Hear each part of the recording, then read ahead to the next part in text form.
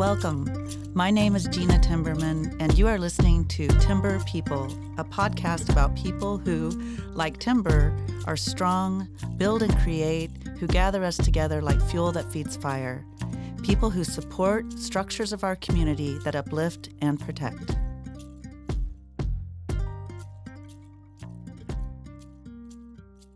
Hello, thank you so much, Apollo. Today, I'm so excited to welcome my friend, Apollo Woods, who's an entrepreneur and founder of OKC Black Eats, among many other things. And I'm so happy to welcome you. Thank you for taking the time today to share and to be here, and it's great to reconnect with you. Yeah, thanks for the invitation. I'm excited.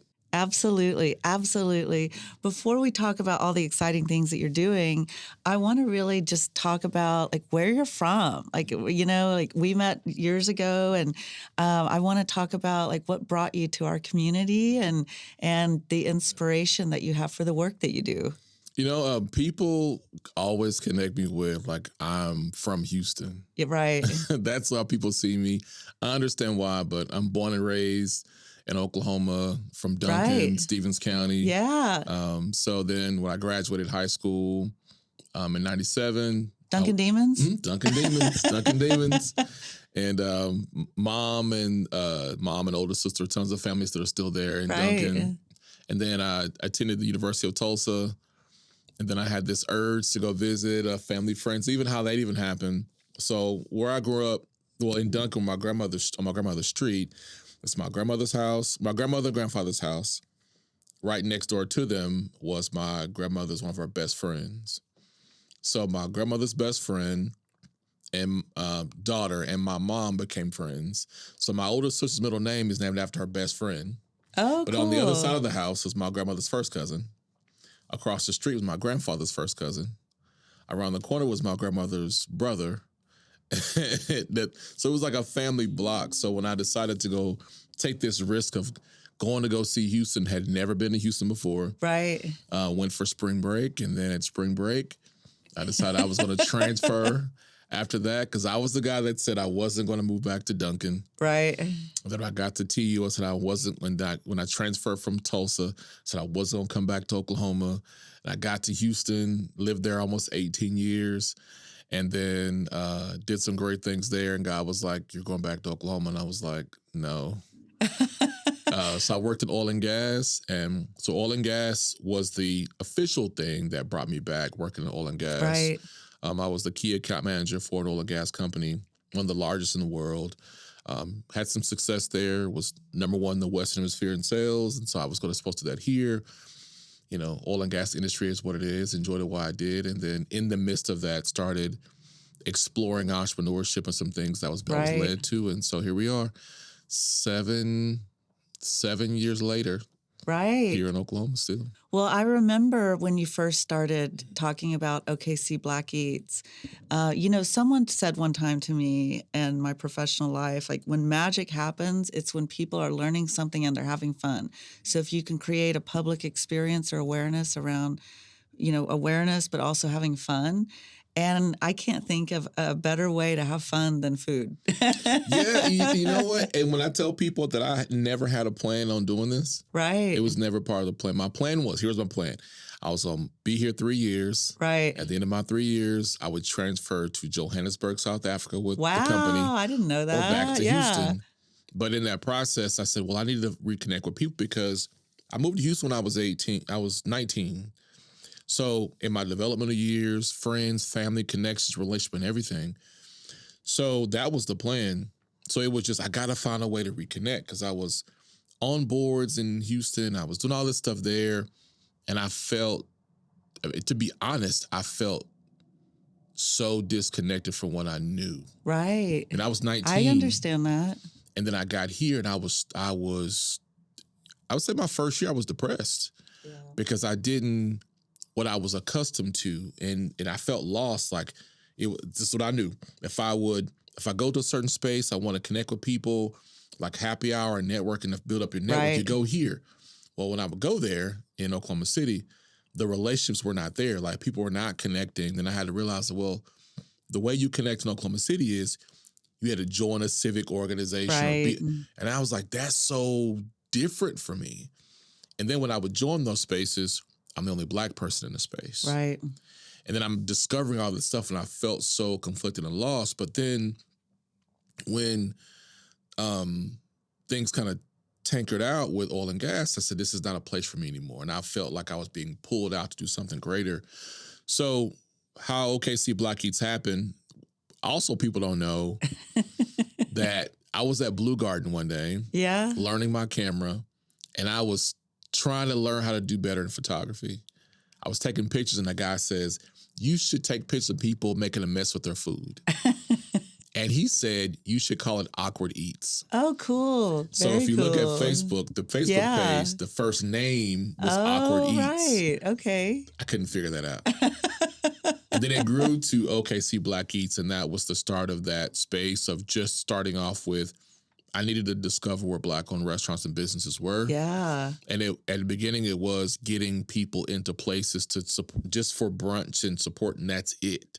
Because I didn't have a plan to be here long term. Right. But what it grew to, and over time, it being an entrepreneur, is understanding the messaging became solid for me and impactful for me. And that's why, I use the phrase, our mission being bigger than food, because it's not just butts and seats in restaurants. It's how do we build connection and culture, intersection and commonality and community through culinary and cultural experiences. It's about community and identity. Absolutely. It is. 100%. It really is. And also in my experience with work, I love the concept of placemaking, of identity with places. Places bring us together. Absolutely. Places are, it's like, if you think of like Cheers or whatever, it's like everybody, where everybody knows your name. Yep. Absolutely. But placemaking is so important in terms of community building. You meet like Indian people, you meet different people. Right. They're like, oh, I'm from this this community. You know exactly where it is. Yep. Like, you know exactly. And then you kind of like know your people. Right. So I love the fact that you have been placemaking for some time and building community identity through food and through awareness. Because when you look at your plate, when you really pay attention, look at your plate, let's say grains, you will find different grains, but may have same connections to other cultures. Mm-hmm. So whether it's rice, or it could be a grit, or it could be cornmeal, there's something different that was done, but there's a story in that. Not every region was able to have a certain type of grain. So it had to be in some way of transport from one country or region to another to get there. But there's a story in that. So when you look at things like, let's take okra as an example, okra is not indigenous to North America. Right. So how did okra get here? Right. When you look at the tortillas and pitas and chapatis and different things, although the name is different, if you broke it down, you see there's this cultural connection through food that you can find on a plate. And then even when you sit down to eat, you feel different eating by yourself. Mm-hmm. But when you sit down with somebody else to eat, you feel this connection to a person. And this is how it worked for me with Black Eats in the beginning. Up until about 2020, people wouldn't typically want to eat with me at a Black-owned restaurant. They would say things like, hey, well, let's meet over here. Like, why? Like, you know what I do. Like, let's meet. So now it's become, I want to go, show me where you would go to eat. And people assume that it's in one area of town, but there are Black-owned restaurants and businesses all over the metro. Right. So in the discovery, it becomes to the other person where they're looking for me to educate them, but it also is an opportunity for me to understand the other person's perspective. I have no idea. I'm a Black man in the United States, in Oklahoma. I have no idea how it feels to be someone of a different race or different background in their world. And so people often come to me and ask me to give insight in my world. Well, in the process through food, I also get to understand, like, now I get a better idea of the other person's experience in the world and where do we connect. And the first place we're connecting within those conversations is we're connecting over food. That's important. I also think there's something particularly unique about being from Oklahoma and identifying that perspective that you have, because we were not too many people. We have a couple of tribes that are indigenous to here, but we're a collision of cultures, Absolutely. and we all have stories that are rooted in our own heritage perspectives about how we came to know Oklahoma as home. So I really think that's important because you know, we were a collision of cultures. Today we can be a collaboration of cultures. And Yeah. I really think that whether you're Native, Black, Hispanic, if you're in Oklahoma, you're from Oklahoma, you have a really interesting story to tell. Oh yeah, we traced our heritage all the way back to our slave trader, Right? and actually our slave trader was Chickasaw. Wow, yeah. And so when you look at the homepage of the Chickasaw Nation's website, Right. James Colbert was our slave trader. Oh, wow. So then we done all of our family history, and so we found land allotment deeds were parts of the land that Right. we were given to us, our sovereign land. So then we have all this story. So then what's interesting about even learning that story is it was the women in our family that held the most wealth. Right. It's funny stories that happen, but so we're redeveloping our family land. Most of us in Garvin County. My grandfather was born in the Arbuckle Mountains.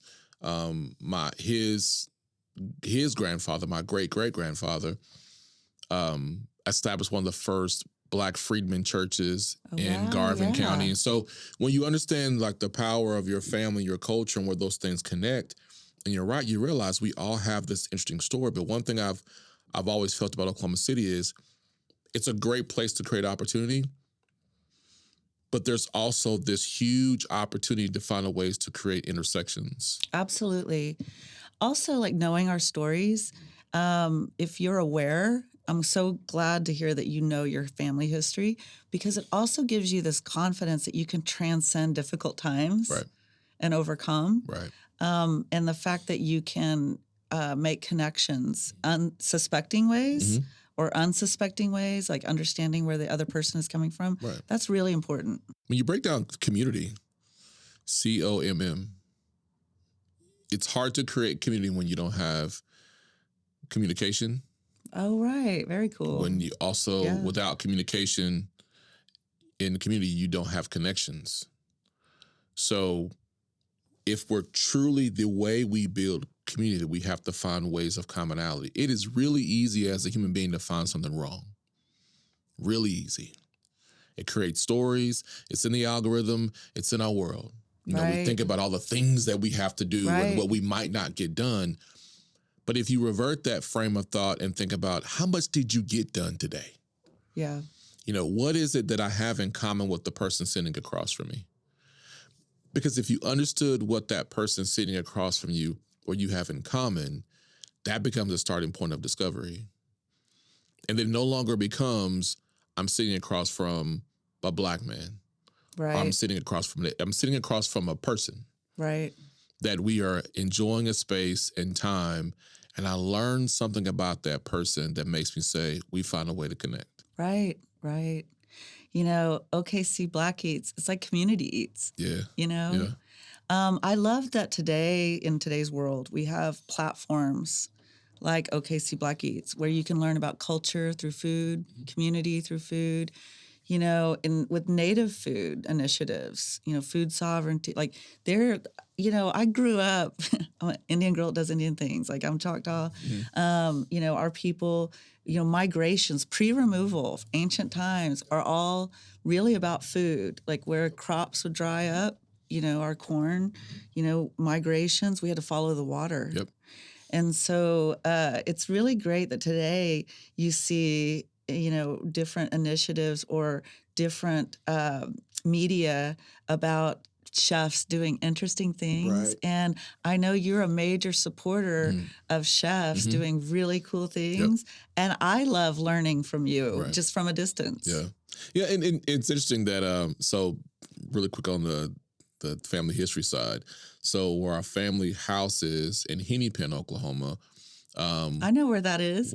Wild Horse Creek follows right through the back of the property. Right.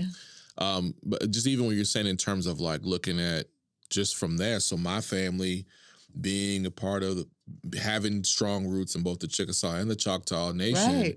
is I will remember my grandmother. She would sit on the porch and she would sing songs, Mhm. and I was like, I didn't understand the songs that she was singing, but then she every once in a while she would say, so when she was growing up, that she would hear songs from the mountains. Yeah. And I'd be like, and so I was a kid. I was like, grandma does that thing. But then as she got older, I was like, oh, now I understand. So then we Yeah. found this picture. And so all that stuff's to the chef side. So I get really excited when I go to a restaurant and I look at the plate Mhm. because the chef is telling you a story in the plate. Even looking at some cultural norms when you go, for us, I'm one of 47 grandkids. My Wow. maternal side had That is 12 awesome. kids, big family. But the first thing we do when we walk in my grandfather's house is that we didn't go to the living room. We went into the kitchen. Right. My grandmother's birth certificate said when she was born that she was a domestic servant. Mhm. Her death certificate said domestic servant. My grandfather was one of the first black dishwashers at Halliburton. My grandmother actually worked Wow. for Mr. Halliburton. Wow. So I understood how they valued food and community. And even to this day, we walk in that house, though both of them are gone, God rest their souls, that we go to the kitchen Right. and we sit in the table in the Right. kitchen. Where's everybody at? In the kitchen at this card table that barely hangs on, but we're in the kitchen in this food environment talking about what's going on in life. And I feel like we're let's say the post-COVID environment Right. that we've lost so much in connection because we have people we have kids, their first entrance into first grade start off on a tablet, not in a Right. classroom. Right. So how do we take culture? How do we take food, the things that make our cultures great, individually and collectively to create community? How do we do that? And that's what I try to learn and try to do. It's how can I get people to not think about when I say black or say soul food, it becomes a negative thing. Mhm. How do I introduce to them that what I'm introducing to you is a cultural experience and inviting the other person to introduce to Right. me a cultural experience too, and that we find some commonality and connection. Right. That's so important is really understanding how food is connected to our histories. I love that you talk about, where did this food come from? A lot of people think about traditional native food as like fry bread. Well, that's like born out of removal, Yeah, of like, survival. yeah, that's born out of, these rations that were given out and commods, to native people I got of a question for you flour. though. Yeah. What are some traditional native foods that you enjoy that you think people don't connect back to your experiences, your culture, your life? Three sisters, like corn, beans, squash, I think very basic, Yeah. very basic. There's a real opportunity to really explore. I did a cleanse once. I mean, I should do it more often, but I did and if I started thinking about it, and I was like, I'm kind of actually doing what what we ate from an indigenous, and I felt great. Yeah. And, I was thinking about what our people ate, and it was, different foods and some fowl, and Okay. different things. And I felt wonderful. And I was like, if we go back to how we ate as indigenous people, we'd probably all be doing a lot better. Yeah. Because your body responds to food in a Right. different way. Right. Exactly. Like I'm O positive, and they say like O positive people handle stress and stuff better, and they're not good at going vegetarian or vegan. I've tried it; it was hard, but how your body and your DNA and your culture does influence, where it's almost like it's saying, "I want more of what Right. is the core of who I Right. am." Right. Right. So when you were eating things that were indigenous to your culture, your community, and your people, you felt a spiritual connection that was different. Right. And that's why I do think there are critics of food sovereignty initiative, at times, but Yeah. that is important. There's something about our hands putting, sowing the seeds Yep. for what we create Yep. and harvesting that. Yep. And our ceremonies were around food Yep. and harvest and green corn and, our different ceremonial aspects. So it is important. Yeah. Yeah. I was in DC recently, and I'm discovering coffee. Right. So of course, when I start finding something, I want to figure out the root of things. Right. So people would say, well, the origins of coffee started in Ethiopia. And I was like, okay, well, let me go figure out this thing about Ethiopian coffee. If you ever been to DC, there's Ethiopian culture Right, everywhere right, in right. DC. So I went Love to it. this Ethiopian coffee shop and loved it. But I also learned how they do coffee in Ethiopian culture is, in the country of Ethiopia, is someone roast it, Right.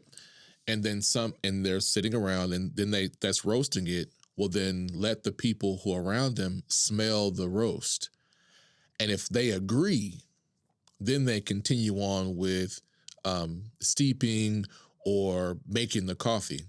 But that's where that person's job stops. Somebody else serves it.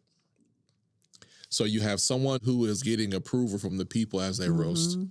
Somebody else comes in and they then serve it. And it's why the process of enjoying coffee in Ethiopian culture is not a short process. Right. It is probably an hour because they're talking, they're catching up, they're building connection. And if you think about coffee houses now, Right. It's about it's like, wait, you have the roaster, you have a barista who's serving people. This wasn't like an innovative business model. This came back to a culture of a people that was centuries ago, and now it starts here. right. So coffee is not just coffee. The things that you do as a human being, if you take them back, you're like, this isn't new. Like my Right. family has always done this, and it creates this sense of pride and love. Like, this is my contribution to the world. Yeah. This is why I should continue carrying on this thing. Right. This is what I add value into the global community. Yeah. If you think about it, I think about museums and cultural centers. Like this has always been a cultural center. Yep. If I look at where First Americans Museum is, it's the intersection of I-30 on the riverways. We were always meeting. We were always sharing. We Yep. were always connecting, trading, Yep. and so you're continuing longstanding traditions in the community. And I love the fact that what you're doing is not just about food. It's Right. about community support and community development. And I know that you have a strong commitment to the development of Northeast Oklahoma City. Do you want to talk about that? Yeah, and even how that started, it started through food. Right. I learned that, we had business owners who were working really hard and didn't have enough time to get outside their space. I mean, the reality is, Oklahoma City is still a segregated type of city Right. in the sense that if we had more ways of connection, then more folks would be out and about. But I'm a networking person. So then I Right. would bring information back. And then when I started realizing, well, how me getting involved in real estate started was when I lived in Houston, I got to a chance to see firsthand and experience a community push back against gentrification in Houston and Right. Third Ward. Because the University of Houston is located in Third Ward, right outside of downtown Houston. So when I got here, I saw these things happen I'd seen before, but I didn't see the collective movement, and I Right. felt called to do my part. And then doing my part, I realized, like, y'all, did we have people in the table or in the conversations who actually understood how we can do it Right. without feeling like we had to be dependent on somebody else to do something for us? Right. I believe that when you give your power away to somebody else to do for you, they dictate the direction. Right. And I believe that so that's how that part started, and started off in giving the efforts in Northeast Oklahoma City. Right. We're creating the Northeast OKC Developers Conference, very successful in 2019. And that got myself tapped into what it takes and meeting great people. But it also then grew beyond that too, evolving our efforts to, it has to be a global, citywide effort.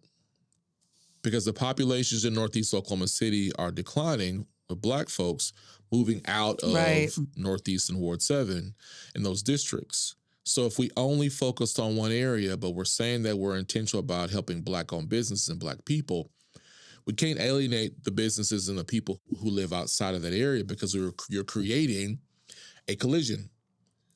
right? So then how do you then bring people to the table across the metro area who have valuable skills and assets and inputs and abilities, bring them all together for the benefit of Black community, not just one area of our city. And that's where things have evolved to for me, and how even my brand and business is. If I'm saying I'm committed to helping Black owned businesses, then it's not limited to one area of geography. Right.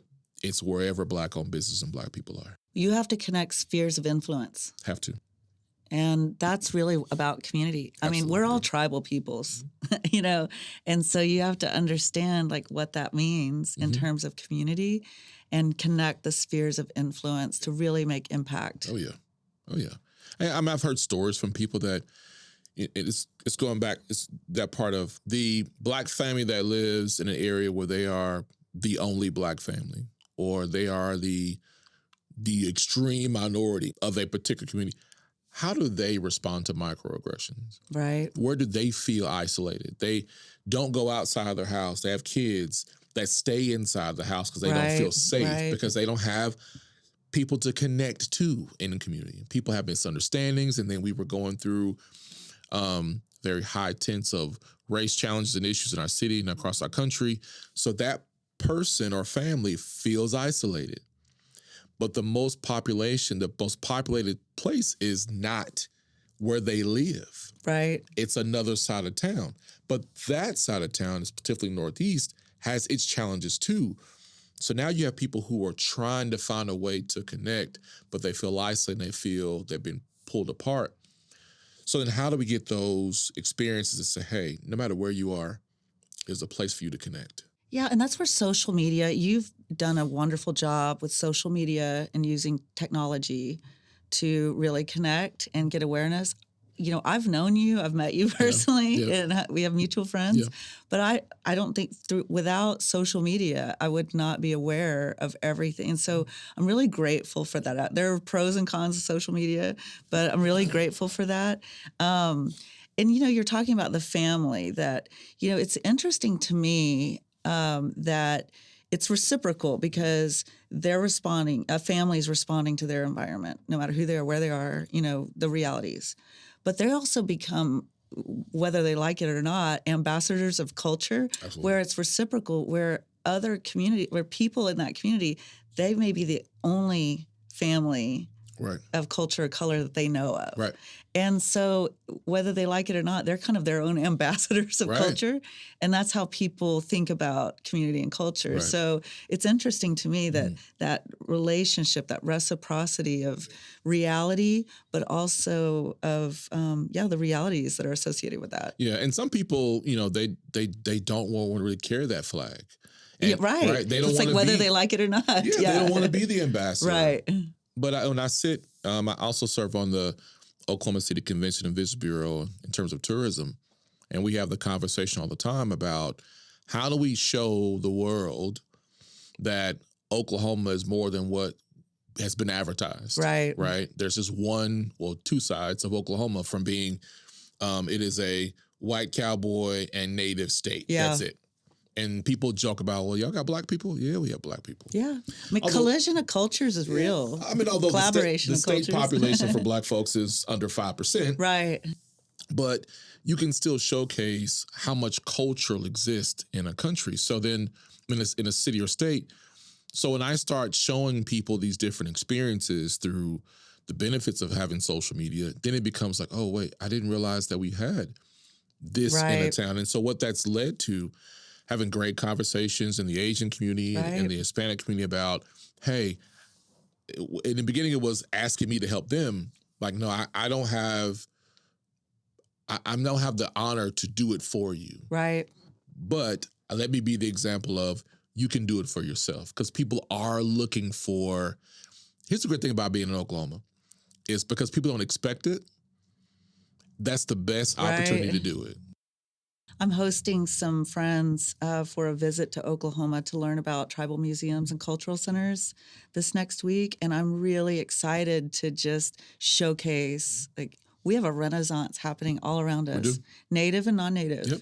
And I'm so excited to just take them on the Oklahoma World Tour. Because all they see is that one part. So when Right. they're like, wait a minute, I didn't realize that if you live in the perception is everyone in Oklahoma goes to Dallas to do Oh, things. right, That's the right, perception. right. But when people from Dallas or other places come here, like, I didn't realize that you had all of this. And we have the U.S. rowing team that Right. trains here in Yeah. Oklahoma City. Of course, we have our Thunder organization. We have our sports teams. But where else can you go where you can go 10 minutes and you can go to a lake and walk on a trail? Right. You can't do that in any other Right. city. You can't do that in Dallas. Where else can you go where you can go and just go some great hikes and find great peaceful places? You can smell fresh air. You don't have to worry Yeah. about the fog. Right. But we as people living in Oklahoma and from Oklahoma have to do a better job of bragging about the great things that we have. Absolutely. We have to own our space. I oftentimes say, if not you, then who? So we need to be the ones like telling our story. Yeah. I really love that you engage the voice of people and telling the story. You were talking to me earlier, sharing with me that you interviewed, this incredible chef that had never been interviewed, and it just blows my mind. Yeah. Even here recently. So we started evolving more. Right. And so I wanted to find other Black chefs that were not in just the traditional Black-owned restaurants. Because every time I would find a Black chef that was not in a Black-owned restaurant, and I would say, I came to see you, the smile on their face and the comments they'd make, like, you came to see me? Yes, I came to see you. And they would say how good it feels when they know that someone came to see them. Right. Because they're in the space by themselves.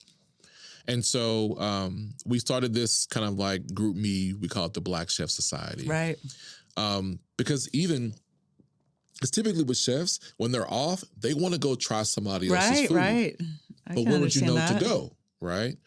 And so that's been another like great kind of experience we're adding on, because then you get to see, like, it's that possibility of, you mean I can actually make it here in Oklahoma City? Right. You can. But again, it goes back to, we have to create more options for people to connect. Absolutely.